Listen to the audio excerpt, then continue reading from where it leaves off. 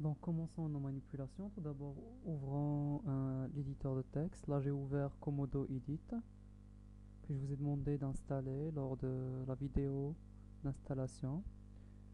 Ouvrez votre navigateur, votre éditeur de texte, si vous n'utilisez pas Komodo. Là, je vais sur File, ensuite New File.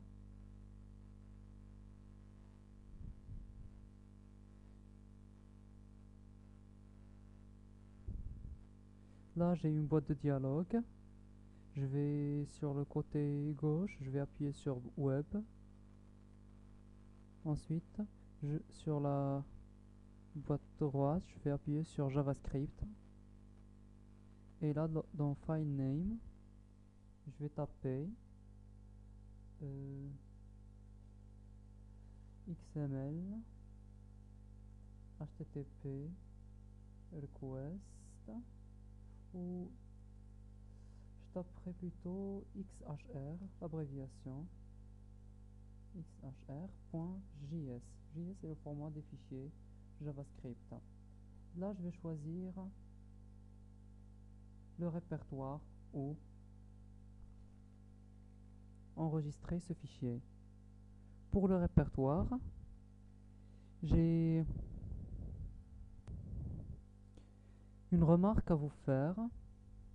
La remarque consiste quand vous avez installé WAMP Server. Si vous allez il a créé un dossier WAMP normalement directement dans la racine C. Comme vous pouvez voir, il a créé un dossier WAMP dans la racine C. Dans cette WAMP, ce dossier, il y a un autre dossier qui s'appelle www. C'est dans ce dossier que nous allons enregistrer tous nos fichiers dorénavant. Et là, puisque j'ai choisi le répertoire où enregistrer le fichier, je n'ai qu'à faire Open.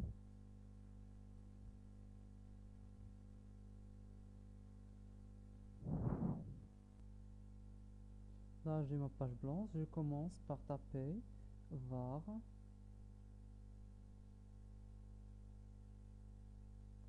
xhr et je lui affecte false pour le début.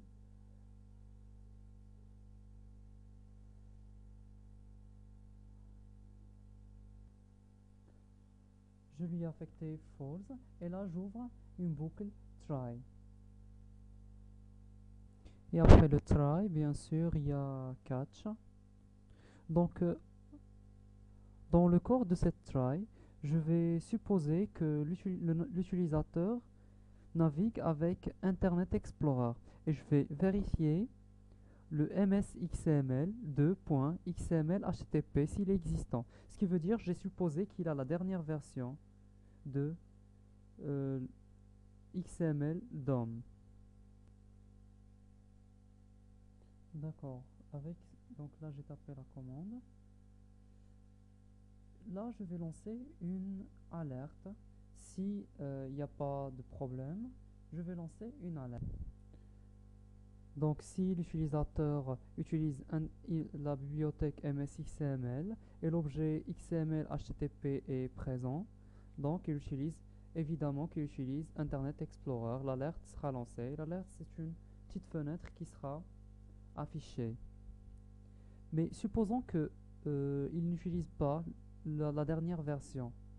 Cette dernière version, il peut utiliser Internet Explorer mais avec une version antérieure. Dans ce cas, on va catcher cette exception et on va ouvrir un autre bloc.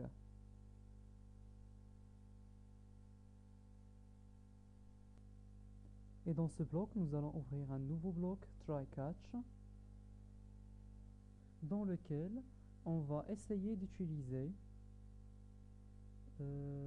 l'ancienne version d'ActiveX Objects. Donc, je réexplique. Donc, la première des choses, dans le premier bloc try, on a vérifié si le navigateur possède l'objet XML HTTP de la bibliothèque MSXML2. Si il possède cette bibliothèque, donc ça veut dire que c'est Internet Explorer qui possède la dernière version de MS-XML. S'il ne possède pas cette version, on va supposer cette fois dans ce bloc, ce nouveau bloc try, que c'est Internet Explorer, mais avec une version antérieure. Et on va essayer de l'utiliser. Donc là, dans cette ligne, j'ai essayé d'initialiser la variable xhr qui représente notre objet XML HTTP request par l'objet ActiveX en lui donnant comme paramètre la bibliothèque antérieure, la version antérieure de la bibliothèque MS-XML qui est Microsoft. Donc si ça se passe correctement, dans ce cas, on va lancer une alerte, vous utilisez Internet Explorer. Mais s'il y a une erreur ou une exception est lancée, cette alerte ne va pas être lancée et on va passer au bloc catch. Dans ce bloc, nous allons affecter à notre XML HTTP request, non XHR, la valeur false, ce qui veut dire que l'on n'est pas dans le navigateur Internet Explorer. Dans ce cas, on doit lui appliquer, on doit associer à cet XHR un objet XML HTTP. C'est ce qu'on va faire en dehors de ces blocs. Donc en dehors de ces blocs, on va effectuer un test. If, si XHR est égal à false, on aura XHR est égal à false si pendant ces tests, on a eu comme résultat que l'utilisateur ne navigue pas avec Internet Explorer. Donc dans ce cas, XHR sera égal à false. Et on va tester aussi si le type typeof XML HTTP request est différent de undefined, ce qui veut dire que le navigateur utilisé supporte l'objet XML HTTP request. Alors là, on affecte à notre variable XHR qui était à false, puisqu'on est entré dans ce test, l'objet XML HTTP request, un nouveau objet.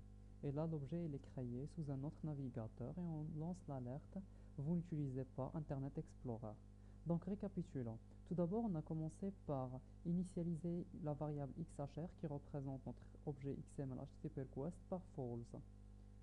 Nous sommes entrés dans une boucle try et catch. Ce try, il vérifie si l'on utilise la dernière version de la bibliothèque MS-XML. Si c'est le cas, il n'y a pas de problème lors de cette ligne, on va lancer l'alerte, vous utilisez Microsoft Internet Explorer. Mais si ce n'est pas le cas, on va catcher l'exception, on ne va pas exécuter cette alerte et on va passer à la boucle catch. On va ouvrir une nouvelle boucle try et on va affecter à XHR la version antérieure de la bibliothèque MS-XML, la version Microsoft.xml HTTP. Donc, si le navigateur possède cette version, donc on va lancer l'alerte, vous utilisez Internet Explorer et l'objet XHR sera créé. Sinon, s'il y a une exception, on va la catcher et ensuite on va affecter à XHR égale false et on va sortir de cette boucle et ça signifie que l'utilisateur ne navigue pas en utilisant Internet Explorer. Et là, on va faire un test à la fin. Si XHR est égal à false et si le type XML HTTP request est différent d'undefined, ça veut dire que le navigateur utilisé supporte XML HTTP request, là on crée un nouveau objet XML HTTP request et on lance l'alerte, vous n'utilisez pas Internet Explorer. Et là, on enregistre